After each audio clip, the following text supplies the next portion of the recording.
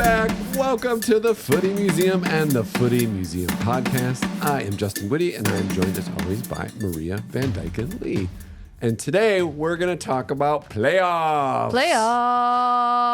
U.S. soccer playoffs. The history, the rationale, thoughts, controversies, the whole drama-ta-tang, as they say. Yes. That's your favorite term. Yeah. I use it daily. Yeah, the drama-ta-tang. I just throw it in when I'm getting coffee. Yeah.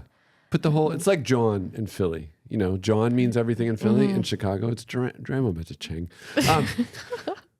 Before we start, though, we should explain, we've been gone for about a month from this podcast. And there's a few reasons, or a couple reasons.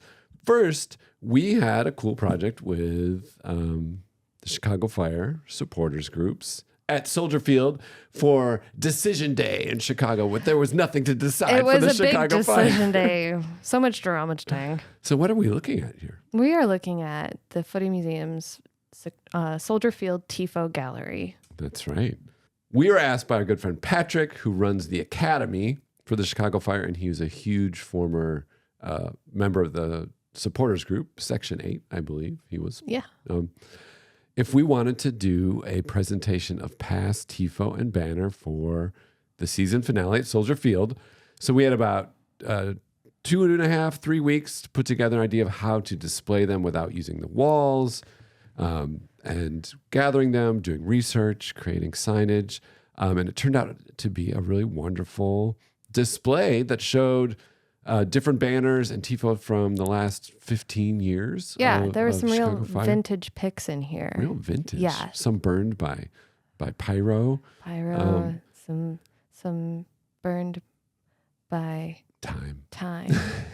And we had great information about different types of displays, what supporters groups are. And it was a great project. It took a lot of effort, but really wonderful reaction. And this is something we'd love to see happen other places. So yeah, it was really great to see the supporters' reactions because some people got emotional. Some people cried. Yeah. Well, that's what I meant by emotional. Yeah. No, but they weren't angry. Like to be able to walk down memory lane like that with artwork that a lot of them had a hand in making. Yeah. And then seeing it displayed like in a way that highlighted the history and the story. Treated with the respect it deserves. So this is great. You'll be able to check out more of that on our website soon. And if you are interested in us bringing a creative solution to your team or group, let us know. We'd love to work with you. Because if you don't know, we are museum professionals. We are museum professionals. It's like me revealing my museum Superman. Professional. It's like card, license to I museum. wish there was a cool way to say you have that. a license to curate, right? Every time you do something cool, it's like, you're like, how can I ever thank you? No need to thank me. I am a museum professional. This didactic is so well written. No need to thank me. All right. While the Fire were busy wrapping up their season, a little bit of, we'll talk about that next year. The other Chicago team was also busy with a big reveal because no one asked them. They decided to rebrand. Nobody asked for this. The thing that no one asked for, the Chicago Red Stars, a team name which was, I believe, developed by the fans initially, announced that they were changing their name to the very specific and idiosyncratic, unmistakable, very Chicago name, the Stars. Yeah. The Chicago Stars. The Chicago Stars. Did you read about why they made these changes? Why don't you inform us? Well, so... That's my way of saying no. Basically, it was kind of broad generalizations, and like you never know if it's a reason or a justification. But from what they said with the release was that they wanted to make the team seem more like a Chicago team. So instead of just referring to them as the Red Stars, to wrap them up into the identity of the city by dropping red and just saying Chicago Stars. However, I'm just going to point this out. People aren't going to say Chicago Stars because they don't say Chicago Bulls. No. They don't say Chicago Cubs. No.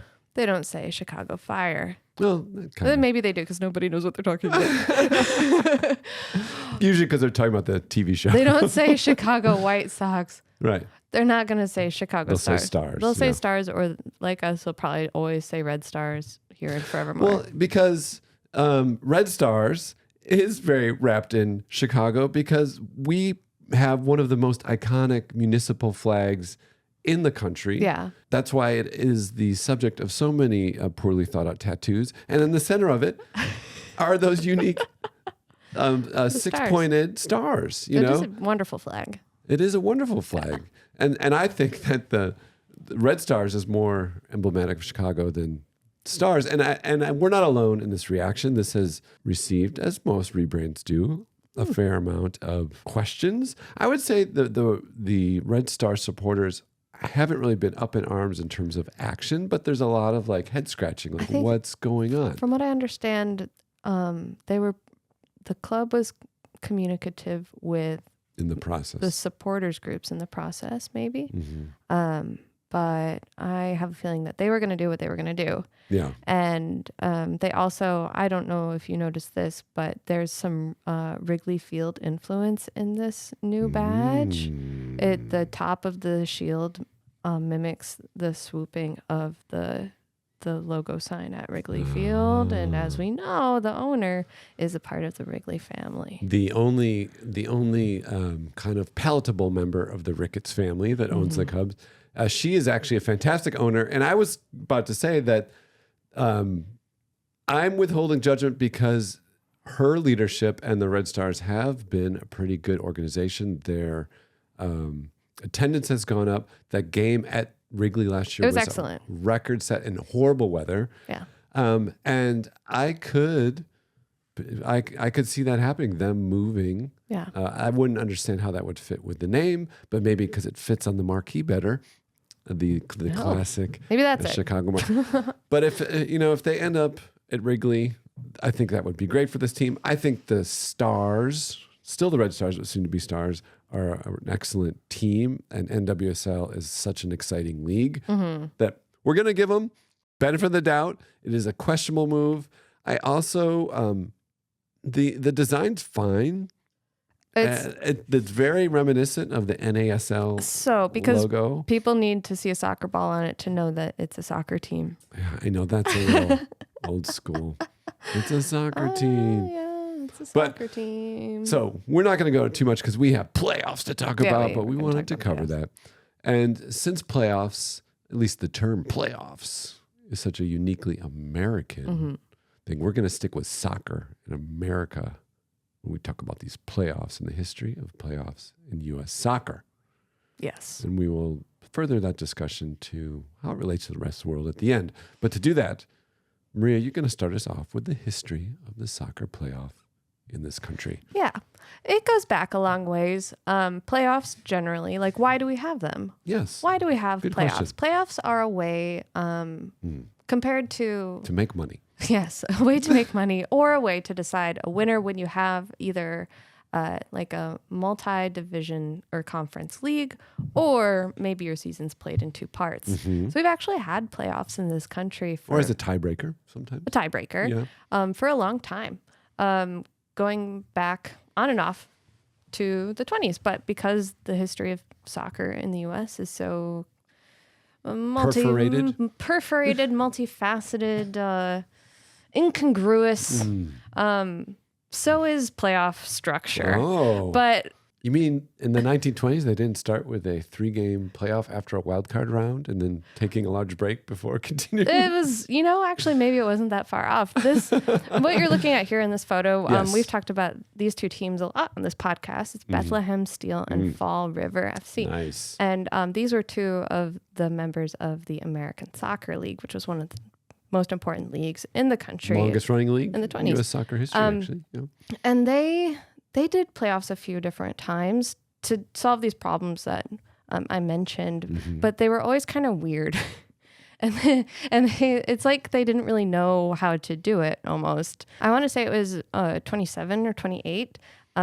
They had discussed a playoff format where, because they had split their season into two halves, they would take the top 4 teams, or the top 2 teams from each half of the season. Okay. But then they were like, but the same teams won. So then they had to bring in Bethlehem Steel. Okay. But then Bethlehem Steel got disqualified for adding another player. And they were like, well, I don't know. And then by the end of the whole thing, the playoff didn't actually happen until after the next season had started. So it was a year late. It was a year late. There's an idea for you, MLS. Write that one down. So like we have these long playoff structures, but maybe none as long as that. But so they've always been around, but they've never really been that well organized or thought out. And do they solve the problem of deciding who the best team is? Who knows? Or do they solve the problem of how super fantastic America can be? That's right. And you can't spell playoff without USA. USA. And that's what our favorite league, NASL, was trying to solve when they introduced the idea of the soccer bowl. Oh my gosh.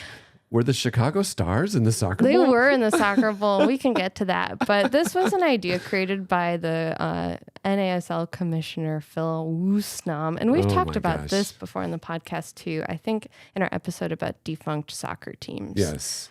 So we don't have to get too deep into it because like honestly... Except we could spend a whole episode on that cover of Kick. Oh, so good. Oh my gosh. I love it Soccer Bowl 81. That's the trophy right there. Oh my God. And it was played in Toronto on neutral ground between the Chicago Sting and the New York Cosmos. With a ball that came from outer space. Oh, yes. Who won Soccer Bowl 1981? The Chicago Sting champions. Soccer Bowl champions. You can't take it away. Yeah, so this year actually... in 81, the first one was in 75, the first soccer bowl. But in 81, the hope was that because there was a MLB strike, that more people would watch soccer. That's right. And it worked out, right? No, actually, fewer people watched soccer. Oh. Yeah, I don't know if it's maybe because they held the soccer bowl in Canada. Who knows? Who really knows? But this was a great money grab. Are you saying that the Canadian Football Canadian Football League Championships not as big as the Super Bowl? Oh, who knows, really? When you think about all the people who just don't answer polls. But thinking we may all be in Canada soon. Yeah, so carry on. Thinking about like thinking about this early modern, early current version of look at the distance between Major League Soccer. Games. The NASL had more divisions than MLS.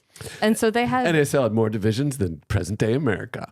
Oh, what's up with that? So they had 5 divisions, and then the top 2 would from each division, and then they would have 3-game series at like every stage. Oh, okay. And there were multiple times where their soccer bowl game was actually a series, which is kind of ridiculous when you think about it in comparison to a Super Bowl, where it's like it's one night. It's more like a commercial baseball World Series. Yeah, it's more like a World Series and less like a Super Bowl. Okay. So I don't know. There's a little bit of like confusion there, perhaps then. But this is just, in my mind, this is still just so many games, and I don't think this is even as many games as we have now. But in 81, it was just single games. No, they were each of these stages. It was a three match series for each. So the scores knockout. we're looking at were the cumulative, they were aggregate scores from the series. And they also changed the format several times over the course of NASL. And here's a great shot from the Super Bowl 80. Is that Alyssa Nair? Soccer Bowl 81. Was Alyssa Nair on the Chicago Sting? Yeah, and she was playing forward. There's nothing she can't do. No, she's amazing. She's a real Chicago star. Yes. I love that picture. Yeah. Do you think they waited till they were that high so they didn't have to show the horrible AstroTurf? Have you seen video of this? Because it is basically them playing on concrete. It is. It's that old 70s. Oh my gosh. Like roll out that cheap AstroTurf on the concrete. It must have bounced like crazy. It bounced like crazy. I think this game went to penalties too. And what I hadn't realized was that the NASL also used that run up penalty style. The American penalty style? Yeah. I didn't. So watching Take that it from on hockey. that crazy AstroTurf is like something else. That was a high moment in Chicago soccer history. And of course, lower divisions at that time had versions of playoffs, and you have college. You have to decide who wins. And you have soccer, high school playoffs, because playoffs is an American structure because the season doesn't really matter. All that matters is you get it together in the playoffs. I could see it for if you have so many divisions like in NASL. Yeah. But then it brings us to 1996 and the birth of Major League Soccer. Soccer! And Major League Soccer, as a true American sport, knew that the playoffs was how they were going to capture the imagination of the American public. And because most of their owners were from the NFL, that's how they knew they would make the most money. So since 1996, we have had I believe there's been 9 different versions of the playoff format for Major League Soccer. That is an average change of the playoff structure every 3 years. So it gets a little confusing. So I'm going to quickly go through the iterations and some of the highlights and changes and how that reflected the change of the league. But first, let's spend a little time at the beginning. So 1996, there were 8 teams, okay? Best of 3 series in all 3 levels of 8 teams, not in the league, in the playoffs. Best of 3 series in the conference semifinals, finals, and then a single game MLS Cup. If it was tied, if the game was tied after extra time, there was MLS style penalty kicks. So that's where they ran from midfield. They had 5 seconds. They could do as many moves as they wanted. And if they scored, they got a score. And then at the end they would go to 5, just like normal penalty kicks. If they went more, they would do more after that. And then MLS Cup was a 1-match fixture. And the first MLS Cup was at a neutral site, which was something that that remained until the early 2000s. They would pick the site at the beginning of the year, much like football again, because their idea, I think, was that this could create an event for this community regardless of if their team's involved or not. So the first one was at Foxborough. And I think they did that because Alexi Lawless was kind of one of the original DPs. He had played in Italy. And he was on the Revolution, but they did not leave him out because he sang the national anthem at the first MLS Open Cup. There he is at the top right. Do you have video? There's video out there. I recommend you to find it. And he also was an announcer in the game. So a little preview of our favorite soccer broadcaster. But there was a nor'easter right before the game. There was 4 inches of rain the day before. The field was a mess, as you can see from this picture. The ball was just like a dead ball, did not move, did it's like not the bounce. opposite of 81.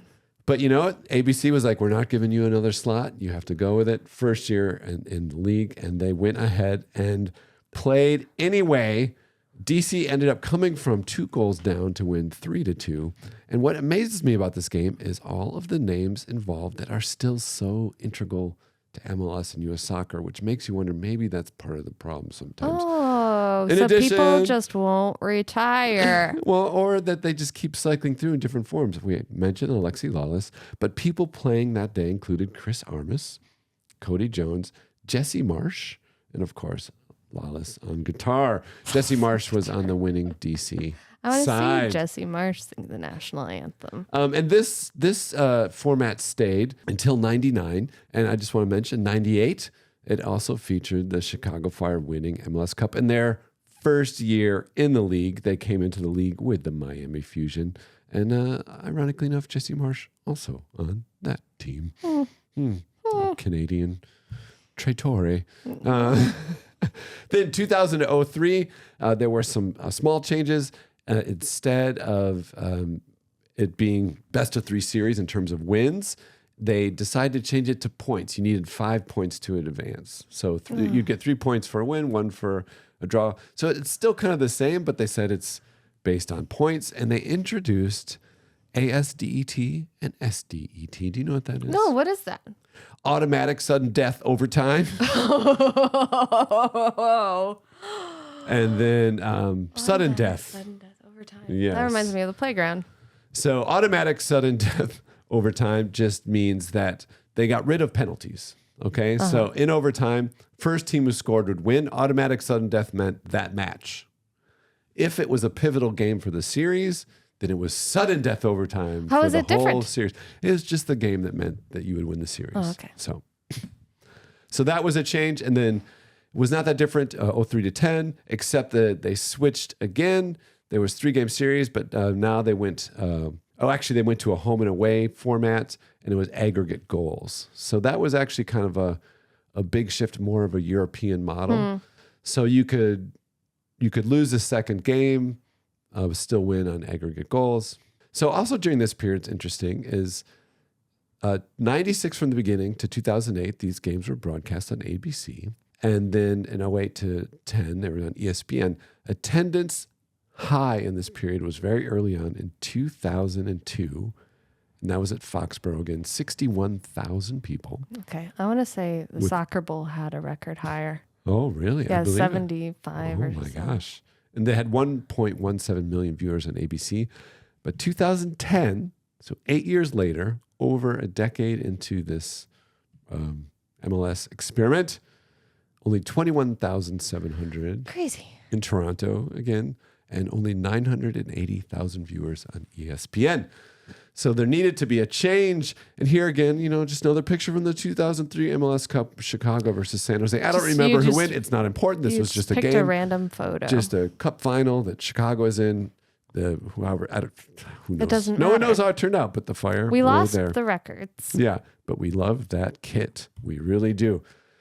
So 2011, big change because they add 2 more teams and they add a play-in round, often called like a wild card round. But in this first iteration, the play-in round was based on overall league rankings. So instead of division rankings, it was just like the Supporter Shield rankings, and the 7th and 8th team would play first, and they would play. The winner would then go into the tournament. That changed in 2012, where they did the playoff between the 4th and 5th place teams in each conference, which I think makes more sense. And then they went in.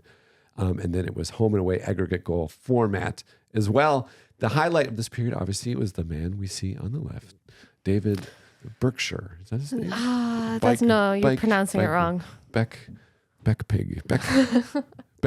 That's right. David Beckham won 2 MLS Cups in this period with the LA Galaxy back-to-back, 2011 and 2012. Here he is with Leeds United, one-time Leeds United assistant coach, I believe, Robbie Keane on the right. And there, here he is receiving the trophy of his life. Yeah, it's the most important thing. What he's looking at in that reflection is a Netflix documentary and the glowing face of Lionel Messi. He sees it all coming together. How many franchises can a franchisor franchise? So 2015 to 2018, they expand to 12 teams because obviously the league is growing. One of those teams that has come into the league is Atlanta United, that really did a lot to change the league. Arthur Bank, the owner of the Atlanta Falcons, went all in, wanting to make this a huge team in his city. He custom built his new football stadium to also accommodate the soccer team. They were selling out games, 70,000 seats that year. Really great atmosphere. When they came in 2018, they came in the year before, but when they won in 2018, the first round in this new format. So again, this had kind of a wild card first round, but it was all the way down. So you would get a bye if you were the first or second place team. And then every other team from 3rd to 6th place would play in the first round from each conference. The winners would then go on to face different teams, including the first and second ranked team of the conference. Then the semifinals, finals, and MLS Cup were the same format as before. So this format actually worked similar to a lot of NFL or other formats. The first round, the idea is there's a benefit from having a good record. You get a bye.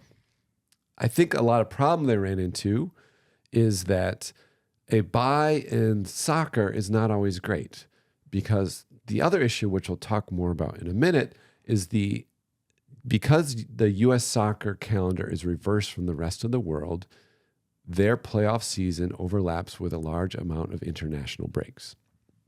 And so you would find yourself with, if you got a bye, you missed the first round, and all of a sudden you find yourself with 3, sometimes 4 weeks between the end of the season and your first playoff game, and you get a little rusty. And there were some upsets, and it didn't work out quite the way we wanted. But this 2018 MLS Cup was a real highlight. Obviously, Tata Martino's Atlanta United over Portland in Atlanta in a sold-out Mercedes-Benz Stadium. Look at that soccer. That's all soccer. And then came along what I think was the best format. I think they actually got the best MLS format. Really, from 2019 to 2020 with the exception of the COVID year. This included 14 teams. Okay. Okay. So the top 7 teams in each conference advanced right away to a single elimination bracket. And then the top team from each conference, again, earned a bye. So just the number 1 team got a bye. And it was single elimination all the way through to MLS Cup. I like it. So it's exciting. It's like there's momentum. Each game matters. There was some fantastic games in this series. 2022 probably being the best, leading up to what was, in my mind, one of the best MLS Cups in history, and that was the LAFC versus Philadelphia Union, where Gareth Bale, who had done nothing all season but golf, came off the bench and scored a game-tying super header in front of a raucous crowd at the brand new LAFC stadium. And then LA went on to win in penalties. It was really exciting. There were numerous games that had that excitement that year. They had perfected it. Obviously, in 2020, truncated season, a little different. The qualification, they let more teams in. It was just kind of an odd year. So an asterisk in that cycle. To me, this was the best format. They had figured it out. The games were starting to draw good national viewership because they were broadcast television. It was and everything looked great. It clips along. What could possibly change? How could this? I don't know why anybody would change such a perfect format. You have just the right number of games. Oh, look. Who is this hobbit? And what did he have to do with Major League Soccer? So in 2023, obviously, Lionel Messi arrives in David Beckham's Inter Miami, the historic club. Franchise. What will you do? And a lot changed with his arrival that you could argue were influenced by people wanting to profit off of Lionel Messi's appearance. Who would want to do that? Number one, we now have Apple TV as the sole broadcaster of Major League Soccer. They signed a 3-year deal. So 2023 season was their first full season on Apple. Apple wanting to jump on the Messi train. They introduced Leagues Cup all of a sudden in the middle of the season, in which Lionel Messi arrived at. And they also trotted out a short-term Noche d'Or, but all sorts of packages to highlight an MLS. And you could argue they decided to, again, alter what was the best ever playoff format they had to try to benefit from the all-time powerful stardom of the best player in the world. So what they did is they decided to start the playoffs with a wild card game, but then the lowest seeded in the next round, they would do lowest seeded team played highest seeded team, and then work their way around in right away a 3-game series. So the winner of the wild card round, in their mind, would be the lowest seed, and they would play a high seed, which in their mind they thought would probably be maybe a Messi's Miami. And then there'd be 3 games, at minimum 2, ideally 3, to kind of maximize on that. And to have a lower seed market still make some money by playing a top team. Yes. And then they would go home away format, no ties or aggregate scores. It was just about who won the most games. So you don't have to worry about what the aggregate score is. There were no ties at the end of regulation of these games. If they were tied, it went right to penalties. So they wanted to keep them exciting and not wear people out for later rounds of the playoffs. Yeah, because they have so many games they have to play. They keep it to 90 because it's about minutes. It's not about number of games. But then because they love to tinker with things like, well, we want the best of the 3-game series we used to have, but we also want the best of the knockout. And so the conference semifinals through MLS Cup will be single-game elimination, and then we'll have the extra time in those. So different rules. And then MLS Cup is hosted by the finalists with the most points on the season, which, again, had happened for over a decade at this point, which makes for much more exciting finals because you want to be where the team's playing. So a few problems with this issue, with this format, and it goes back to what I mentioned previously with the American Soccer League schedule. So there are, let's take this year, for example. A week before the final season of MLS, there was an international break. Uh-huh. So you're building up to decision day when you find out all the final seedings, who's going to make It's the so playoffs, tight. who's not. So and right before that, you have a nice 14-day break where everyone kind of loses momentum. You come back for one game, and then you go to the playoffs. You have these 3-game series. To fit in these 3-game series, Apple decides to play, and they want everyone to watch them. The idea is like, we want to get as big of an audience as possible. Uh-huh. So it's just a couple each night. They're spread out throughout the week. The only problem is all year, MLS has put all the games on one day predominantly. That's They're right, Saturday. all Saturday. Really training people, MLS games on Saturday. Now all of a sudden they're on Tuesday night, they're on Wednesday night. Just like normal American sports. You don't know where. It's more like baseball, not like Yeah. soccer anymore. You don't know when to find them, where to find them. And of course, they're all just streaming. They're not Yeah. broadcast. Some of them are broadcast, but not many of them. Okay, that's one problem. But then after this first round, there's another international break. Uh-huh. So after this round, the last games of which will be played the 9th of November, there's a break, and then there won't be another MLS game until the end of November. I think the 29th is the next. So And that's there's right like around a Thanksgiving, isn't it? 20-game gap, 20-day gap. 20-day gap, excuse me. And that makes it worse because if you're a team like LA Galaxy that won their first round in 2 games, it's actually a 22-day gap between the end of the first round of the playoffs and the next You're going round. to be a little bit rusty. You're Not going to have only a full rusty, little tummy from Thanksgiving. But if you're trying to build momentum from an audience, you've already moved the days around. Uh-huh. Now you had a gap right before the end of the season. It's a time when there's a lot of other sports. You're leaving a big gap for people to forget what's going on, Mm-hmm. lose momentum, start to follow other things, and then you come back. It's not that, it's really kind of herky-jerky, I would say. Yeah. I would say my finger has not been on the pulse of when games are. Yeah, it doesn't make, there's It's like not by a the real time sense I- like this is a playoff game By day. the time I notice that it happened, it's almost too late. And because they've changed the rules so often in the past, I've noticed a lot of fans confused about the aggregate goal rule no longer being in play and it just being a 3-game series, not the highest out of, not the aggregate goals out of a 3-game series or a 2-game series.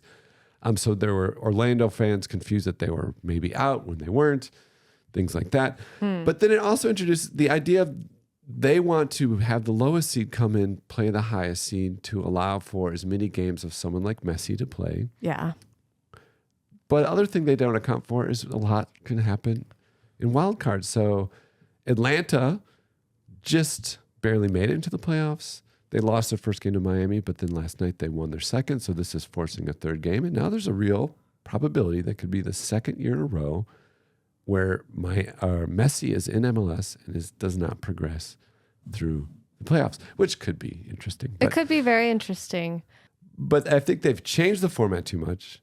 It's too broken up. And the calendar year of the U.S. soccer calendar is really interfering. And there has been discussion about switching to an international calendar, which would make sense. So it would be fall to spring. And maybe a little trickier for Montreal, Minnesota, but Chicago. probably. Chicago could probably be okay. Fall to spring. Yeah, I think if January, February you schedule your away games, Okay. I think it would be okay. Because it's Yeah. anyway. But summer's so beautiful at Soldier Field. Okay, But they fine. For the people. They didn't play many games this summer at Soldier Field. I don't know if you noticed. Early summer. Yeah. So what's your take on? I mean, you've said a little bit. Yeah. I think MLS playoffs have lost the script. Meanwhile, Well, USL is much more compact. Their playoffs are going on. There's a momentum in that playoff structure. NWSL, because it's smaller, has a much more compact momentum building playoff structure that is exciting. And it kind of happens bam, bam, bam. So you can, much like the Olympics or other events, you can follow it game to game. well, I would say, but let's get back to the why. Why do we have playoffs? It's to see who's the best team. And how efficiently can that question be answered is my question. Well, you would argue that it's efficient if you play a 30-some game season And the team at the end with the best record is clearly the best team because they've played all the other teams over a long period of time, overcome the same obstacles, and come out on top, right? If we have two conferences to answer the question via conference, why not have just a 1-game final? Or take the top 4 teams like a Champions League almost, that type of thing, and do a mini playoff. I guess my point is if we're going to have so many games, why not shrink the playing field? I agree. Yeah. And I do also think that another big problem in this is MLS does not do enough to value its regular season. Mm-hmm. And I think either emphasizing the Supporter Shield more as the trophy and then some sort of interconference playoff, because then the whole season would matter more. You get that excitement all season. I think it's too separate. It's still trying to fit an American sports structure to a sport that has a very established way of working. Because how many games would your team play if they made it all the way to the finals? And let's say you had to play a third place or a third. So if you if you had to play all 3 of your games, and then there's conference semis, conference finals. So that's 6 additional games. Okay. Yeah. Yeah. That's a lot. It's a lot of games. But spread out over 2 months because of all the gaps. So, and then I was thinking, we were like, whoa, how does playoffs exist in other parts of the world? In some countries, they places exist in do a way have it. where they have stakes and it tears your heart out if it doesn't go the way you want it to. So what you're referring to is something Leeds has gone through, and that's a playoff is held to determine final promotion slots, like in the championship. That's huge stakes. And that's a single game, huge stakes. It's all built in, and it's tied into the season, right? Mm-hmm. It's like it's expected. It's like you've made it far enough to make that playoff spot. You didn't do well enough for automatic promotion, so now there's this very exciting, heart-wrenching. That's what do they refer to that game as? It's like the most expensive. Something like because the financial outcome of that game is for both clubs is massive, right? Huge. So that exists a lot of places, but also we have massive playoffs other places. The UEFA Champions League is a playoff, but it's concurrent, separate from the league, and it has that excitement. And they tinker with that a lot too. But playoffs also do exist, and we have Leagues Cup. Mm-hmm. We have Champions Cup. We have so many cups, so many tournaments. We have so many playoffs. So I would go beyond what you said and argue we don't need the Audi MLS playoffs, period. Especially as we start producing all of these other packages, you know? And I now, because of the size of the country, and we have conferences, not everyone plays the same amount. I agree, maybe a single game between conference champions, and that could be its own thing. You know what I mean? Like maybe each conference has its own trophy. You win it. And that's like, we've won this league. And then we play each other for the MLS Cup. It's one game. That's what baseball does, right? Well, they have a full playoff system. Yeah, but then they also have, I don't know. There's too many games. Too many games. Baseball. So anyway. Yeah. I feel I'm hoping MLS changes their format once again because I feel like they've lost the script and they're losing an audience. This is what happens when you base all of your strategy and branding around one aging soccer star. That's right. Alexi Lawless. Yeah. It's a mistake. You've been building around Lawless too long. And when are we going to finally get the Lawless halftime show? Music edition. That's what this episode was all about. It's just a big promotion to bring Lawless back as the musical performer for MLS Cup. Soccer Bowl. Lawless or bust. So that is a little bit of history of playoffs in America. Obviously, the playoffs are ongoing now and will go until for another 6 months, I think, with 13 breaks in between. Yeah, it's going to be like that 1927 playoff situation where they didn't have a winner until the next season had already started. Mm-hmm. Don't give them any ideas. It'll be just like the election. Okay. With that, that's the story. Oh, Canada. That's the story of football. And it's really this week, what kind? The soccer That's kind. right. So make sure if you want to see more of the Tifo 3000 in our display at Soldier Field, other things we're doing, go to thefootymuseum.com. Please follow us on all the socials except for the one formerly known as Twitter. Boo. And yeah, until next time, thank you so much. I did want to say one other thing. One other reason we were gone last week, because I lost my stepfather-in-law, George Roning.